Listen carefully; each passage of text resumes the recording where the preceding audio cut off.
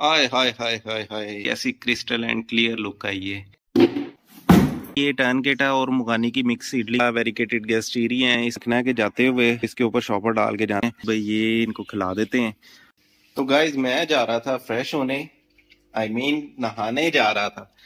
तो ऐसे ही मेरी नजर पड़ गई इसके ऊपर। काफी दिन हो गए और मैंने सोचा हुआ था कि एक्वेरियम को साफ करना है, लेकिन टाइम ही नहीं मिल पा रहा था, बिजी था, कुछ मेरी तबीयत भी खराब थी, तो इस वजह से मैं इसको कर नहीं पा रहा था। इस टाइम हमारा एक्वेरियम है वो इस बहुत ज्यादा गंदा हो चुका है। पानी भी इस टाइम बहुत ज्यादा येलोइश कलर में चला गया है। इसके अलावा दोस्तों सर्दियां भी आ चुकी हैं। मुझे लग रहा है कि अगर हमने डिले किया, मछलियां मरनी ना शुरू हो जाएं, वाइट स्पॉट का अटैक हो जाता है। मैंने इसमें हीटर भी लगाना है और मैं सोच रहा हूँ कि इसको वॉश करके और हीटर लगा लिया जाए। सबसे पहले जाके देखते हैं कि हमने हीटर जो लगाना है वो कौन सा वाला इसमें इंस्टॉल करें, क्योंकि मेरे पास 3 डिफरेंट टाइप्स के हीटर पड़े हुए हैं। तो पहले जाके उसको चेक कर लेते हैं, फिर इसको आगे वॉश करते हैं। तो गाइज आ गए हैं उस रूम में जहां पे हमारा एक्वेरियम का सामान पड़ा हुआ है, और ये है वो बॉक्स जिसके ऊपर रेड कलर की टेप लगी हुई है। ये बेसिकली इसमें मेरा सारा एक्वेरियम का सामान पड़ा हुआ है। यहाँ पे कुछ ग्राफ्टिंग रिलेटेड सामान पड़ा हुआ था जो कि अभी तक यहीं पे रह गया है। इसको भी लेके जाना है फॉर्म पे, लेकिन सबसे पहले हमने एक्वेरियम को साफ करना है। तो गाइस इस बॉक्स को निकाल लेते हैं और देखते हैं कि कौन सा हीटर है जो हम यूज कर सकते हैं एक्वेरियम में। ये भी हालात कुछ बेहतर नहीं है। मैं नहाने जा रहा था, मैंने कहा कि दोबारा फिर जो है गंदा हो जाना है, पहले एक्वेरियम को साफ कर लेते हैं, फिर कोई और काम करते हैं। तो अब बॉक्स को ओपन कर लेते हैं, देखते हैं कि क्या क्या चीजें हमारे पास अवेलेबल हैं जो हम यूज कर सकते हैं अभी अपने एक्वेरियम में। बेसिकली हमें तो चाहिए हीटर। चेक कर लेते हैं कि हमारे पास जो है कौन कौन से हीटर अवेलेबल हैं। पहले तो ये खोलते हैं बॉक्स कि ये बॉक्स में क्या चीज है। मुझे पता है वैसे। तो गाइज ये है हीटर। ये काफी ज्यादा पुराना पड़ा हुआ है। मैंने बहुत पहले जब एक्वेरियम बनाया था तो उसमें ये यूज किया था। मुझे ये जो लग रहा है ये तकरीबन 800 से 1000 वॉट का है। 220 240 वोल्ट है। मैं फिलहाल सोच रहा हूँ कि इसको ना यूज किया जाए क्योंकि काफी हैवी किस्म का हीटर है। इतने की जरूरत नहीं हमें पड़ेगी, तो ये फिलहाल रख देते हैं। जो सेकंड ऑप्शन है जो मैंने सोचा हुआ था वो देखते हैं। जो हमने यूज करना है, जो मैंने सोचा हुआ था कि एक्वेरियम में लगाना है, ये काफी देर से मैंने खरीद के रखा हुआ था लेकिन मैंने यूज नहीं किया, और इसकी कैपेसिटी है 300 वॉट। जो इस हीटर में सबसे बेहतरीन चीज है वो ये है कि ये है इसका कंट्रोलर। इस कंट्रोलर को आप एक्वेरियम के बाहर रख के टेम्परेचर मेंटेन कर सकते हैं, कंट्रोल कर सकते हैं कि कितना टेम्परेचर आपको एक्वेरियम के अंदर चाहिए। जितने भी हीटर्स आते हैं वो मोस्टली उनके हीटर के ऊपर ही पॉइंट होता है जिससे आप कंट्रोल करते हैं, जो कि पानी के अंदर ही रहता है। तो गाइस इस टाइम हमारे एक्वेरियम के ये हालात हैं। इसको वॉश करके दिखाते हैं कि कितना नीट हो जाता है वॉशिंग के बाद। वो हमने हीटर यहाँ पे इंस्टॉल करना है, वो भी आपको लगा के दिखाते हैं। अस्सलाम वालेकुम, welcome back to my YouTube channel. उम्मीद है कि आप सब दोस्त खैर खैरियत से होंगे। चैनल पे नए हैं तो चैनल को सब्सक्राइब जरूर कीजिएगा। तो एक्वेरियम का पानी चेंज कर लिया है, जो जो चीज़ें हमने लगानी थी उसमें वो भी लगा ली हैं। पानी थोड़ा सा क्लाउडी था, मैंने कहा कि क्यों ना ये पानी थोड़ा सा कम क्लाउडी हो जाए, थोड़ा सा क्रिस्टल एंड क्लियर हो जाए, तो फिर आप सब दोस्तों को दिखाया जाए। उतने में मैंने कहा चलें फॉर्म का विजिट कर आते हैं कि फॉर्म के क्या हालात हैं, क्योंकि दोस्तों मैं तकरीबन 2 दिन नहीं आया। उसकी वजह ये थी कि एक दिन तो मेरी थोड़ी तबीयत खराब थी, तो आज मैंने कहा चले फॉर्म का पहले विजिट करके आते हैं। दोस्तों हवर्थिया की जो सीडलिंग लगाई थी उसमें मैंने थोड़ी सी चेंजिंग की है, वो भी मैंने कहा चले आपको दिखाते हैं। तो पहले मैं आपको दिखाता हूँ कि हवर्थिया की जो सीडलिंग है उसमें क्या चेंजेस की है और क्या मसला आया था जिसकी वजह से हमें वो चेंजेस करनी पड़ी है। गाइज ये पड़ी है कुछ, ये जो पुरानी सीडलिंग थी गैस्टीरिया और हवर्थिया की, वो यहाँ से निकाल के मैंने यहाँ पे शिफ्ट कर दी है। यहाँ पे शिफ्ट करने का वजह ये थी कि एक तो सीडलिंग बड़ी हो गई थी, दूसरा ये कि अब इसको धूप भी लगनी चाहिए थी, क्योंकि अगर धूप ना लगती तो फिर इसकी शेप खराब होती जानी थी। धूप लगेगी तो ग्रोथ भी बढ़ेगी।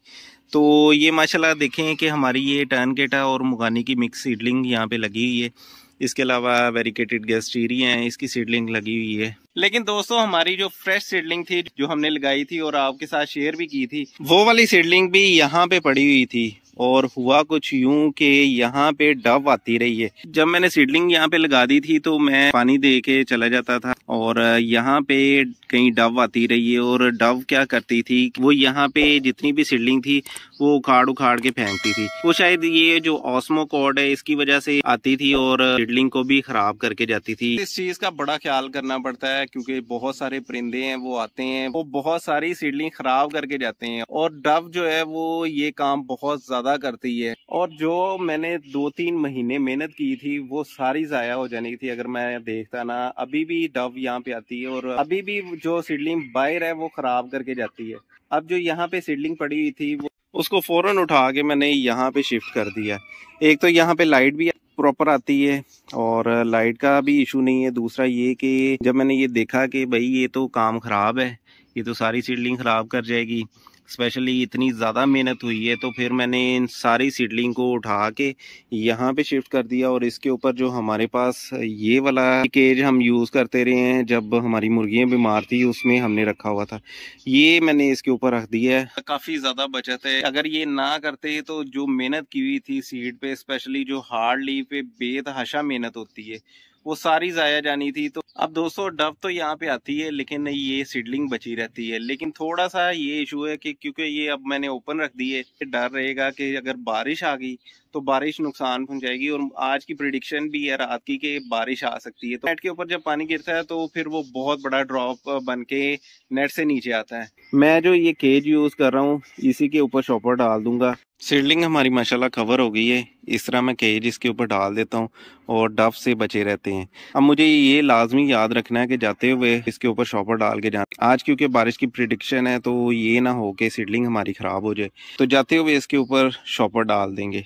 इधर हमारी घास काफ़ी बढ़ चुकी है लेकिन माली भाई जो है वो मुसलसल चक्कर पे चक्कर देते जा रहे हैं। काफ़ी दिन हो गए नहीं आ रहे और घास काफ़ी ज़्यादा बढ़ गई है। तो आज मैंने बड़ी उम्मीद लगाई कि शायद आज आ जाएं और हमारी आके घास काट दें। ये बंदा जो है ये बहुत ज़्यादा तंग करता है और मेरी भरपूर कोशिश है कि इसको हटाया ना जाए। यहाँ पे हमारे रैबिट्स जो है वो बैठे इंतज़ार कर रहे हैं, इनका खाना भी पड़ा हुआ है। लूसन मैं लेके आया था इनके लिए आज। और ये साहब जो हैं ये उस टोकरी के नीचे पता नहीं कैसे घुसे हुए थे और काफ़ी देर से जो है ना बंद थे। जब मैं आया हूँ तो ये उस टोकरी के नीचे पता नहीं अब कैसे चला गया ये। तो मैंने आते सारी फिर इसको फ़ौरन निकाला है। मैंने कहा ये ना हो कि काफ़ी देर से ये इसके नीचे हो। तो अब इनको खाना डाल देते हैं और वैसे भी ये काफ़ी इंतज़ार में है कि खाना हमें कब मिलेगा।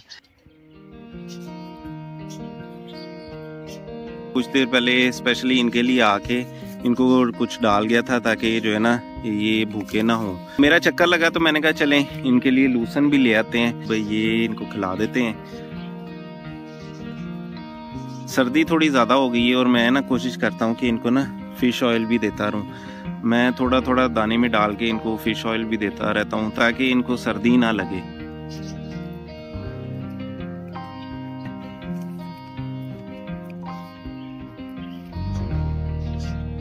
एक खाते खाते बाहर निकल आया है और बाकी भी बड़े शौक से खा रहे हैं।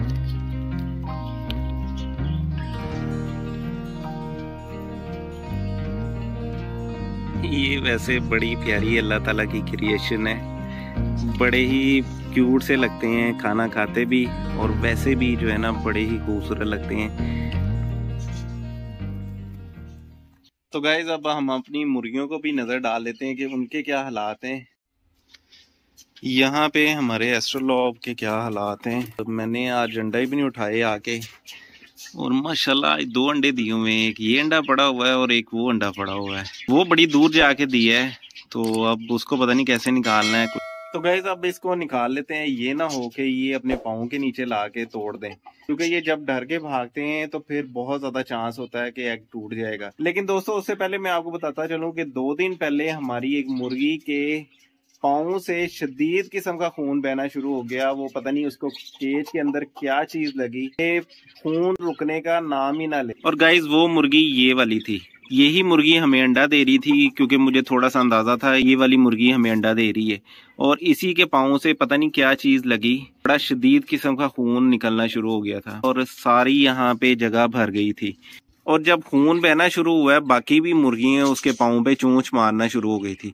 तो फौरन मैंने इस वाली मुर्गी को उठा के 2 दिन के लिए उस वाले केज में मैंने छोड़ दिया था। बहुत तंग रही है वहां पे। तो जैसे ही मुझे फील हुआ कि अब ये बेहतर है, अब इसके पाँव से खून नहीं निकलेगा, तो मैंने फौरन इस वाले केज में उसको ला के छोड़ दिया। अब ये काफी हद तक बेहतर है और बिल्कुल ठीक है। तो दोस्तों, हमने जो सेंटीनेट का पेयर रखा था, उसकी फीमेल हमेशा जब भी मैं डोर खोलता हूँ फीमेल फौरन बाहर आ जाती है, और मेल बेचारा, इसने पता नहीं उसको क्या कहा हुआ है, वो बेचारा अंदर ही बैठा रहता है अंडों पे, और अभी भी इस टाइम अंदर ही बैठा हुआ है। और अब मैं इसको पकड़ने की कोशिश कर रहा हूँ, लेकिन ये आगे आगे दौड़ती जा रही है और मेल बेचारा अंदर बैठा हुआ, इसको कोई परवाह नहीं है। सेंटीनेट की जैसे फीमेल अंदर गई है, तब मेल उठा है और यहाँ पे अब दाना खाने आया है, और अब फीमेल बैठ चुकी है अंडों पे। तो दोस्तों, मैं सोच रहा हूँ कि ये जो सेंटीनेट को एग दे दिए, ये इनसे उठा लिए जाएं और कोई मुनासिब पेयर ला के उनको एग ये दे दिए जाएं, ताकि वो हैच कर सकें, ये अपने एग लेइंग कर सकें। ये ना हो कि सीजन गुजर जाए और मुझे सेंटीनेट के बच्चे ही देखने नसीब ना हो। तो इंशाल्लाह एक आधे दिन में जाके पिजन्स के पेयर लेकर आती हैं, एक आम सा पेयर ले आएंगे और उनको वो ये वाले एग दे दिए जाएंगे ताकि वो हैच कर सकें, और कोई एक अच्छा सा पेयर लेकर आते हैं ताकि जो हमारे केज खाली हैं वो भर सकें। अब यहाँ से एग निकालना भी आसान नहीं है। मैंने ये वाला एग तो साथ लगा लिया है जहाँ से निकलता है। अब वो वाला एग काफ़ी दूर पड़ा हुआ है। यहाँ से सीडलिंग का पॉड उठा के रखा है यहाँ पे साइड पे। अब यहाँ से स्टिक की मदद से इसको लेकर आते हैं इस तरफ।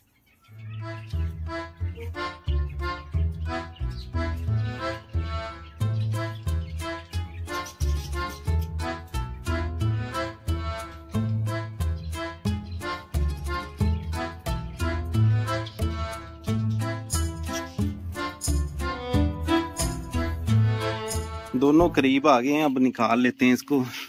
ये वैसे अभी टूटते टूटते बचा है क्योंकि मुर्गियाँ फिर डर के भागी हैं। एक तो मुर्गी देने में मेहनत करती है अंडा, और दूसरा हमारा यहाँ से निकालने में मेहनत लगती है। ये थोड़ा सा यहाँ से ब्रेक हो गया। तो यहाँ पे हमारे माशाल्लाह काफ़ी ज़्यादा एरियोकार्पस कुछ ही दिन में फ्लावरिंग पे आ चुके हैं। जैसे कि ये आप देख सकते हैं, ये एक फ्लावर पे आया हुआ है, और यहाँ पे ये वाला प्लांट 2 फ्लावर्स पे आया हुआ है, और सारे इसी तरह आप देख रहे हैं कि ऐसा ऐसा फ्लावरिंग पे आते जा रहे हैं। यहाँ पे भी प्लांट फ्लावरिंग पे आया हुआ है। इंशाल्लाह कुछ ही दिन में सारे प्लांट्स जो है फ्लावरिंग पे आ जाएंगे और बहुत खूबसूरत लगेगा। तो दोस्तों, इस साल थोड़ा सा जल्दी एरियोकार्पस फ्लावरिंग पे आ गए हैं। उसकी रीज़न ये है कि एक तो एकदम सर्दी आ गई, और दूसरा ये कि हीट भी है। तो ये जो कॉम्बिनेशन बना, इसकी वजह से फ्लावरिंग जो है वो जल्दी होना शुरू हो गई है, और उम्मीद बढ़ी है कि इस दफ़ा बहुत ज़्यादा फ्लावरिंग होगी। शॉपर मैं ले आया हूँ सीडलिंग पे डालने के लिए, लेकिन ये काफ़ी गंदा है। मैंने कहा टाइमली इसको निकाल लिया जाए, ये ना हो कि मैं भूल जाऊँ और बारिश हो जाए उसके ऊपर। पहले इसको वॉश कर लेते हैं, और ये भी चेक करना पड़ेगा क्योंकि ये काफ़ी जगह से इस पे सुराख है, ये ना हो कि पानी वहाँ से लीक होना शुरू हो जाए।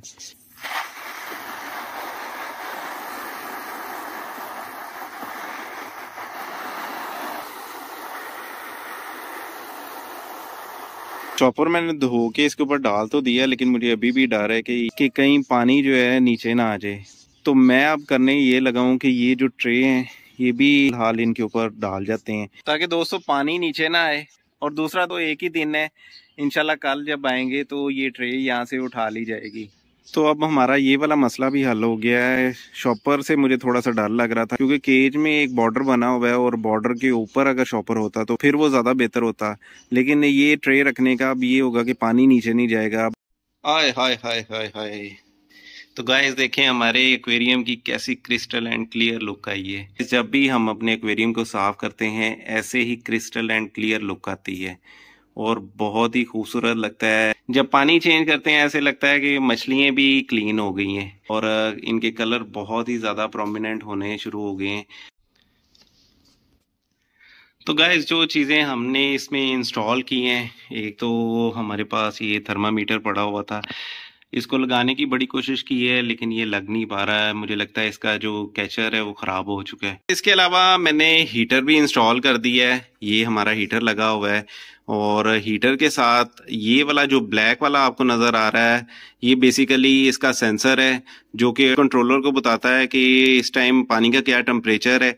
और ये है हमारा कंट्रोलर जो कि 26 पे सेट है। इसको वैसे मैंने शीशे के साथ लगाया हुआ था, ये शायद किसी मछली ने उतार दी है। और अब हीटर चल रहा है तो इस वजह से अब टेम्परेचर जो है वो बड़ा सेट हुआ है। जब मैंने पानी चेंज किया था उस टाइम टेम्परेचर चेक किया था थर्मामीटर से, टेम्परेचर उस टाइम 25 के करीब था। और जब मैंने पानी चेंज कर लिया, क्योंकि जो फ्रेश वाटर था उसका टेम्परेचर थोड़ा ज़्यादा था, तकरीबन 27 के करीब था, इस वजह से हमने उस टाइम तो नहीं हीटर चलाया। लेकिन अब हीटर चल रहा है क्योंकि मैंने थर्मामीटर से चेक किया है, मुझे फील हुआ है कि अब हीटर चला देना चाहिए। तो मैं इसके अलावा कोशिश कर रहा हूँ कि मछलियाँ भी कुछ ऐड करें इसके अंदर, कुछ नई चीज़ ला के डालें।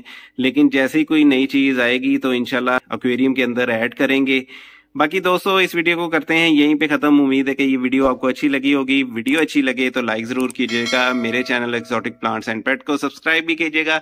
अपना और अपने इर्द गिर्द लोगों का ख्याल रखिएगा। अल्लाह हाफिज।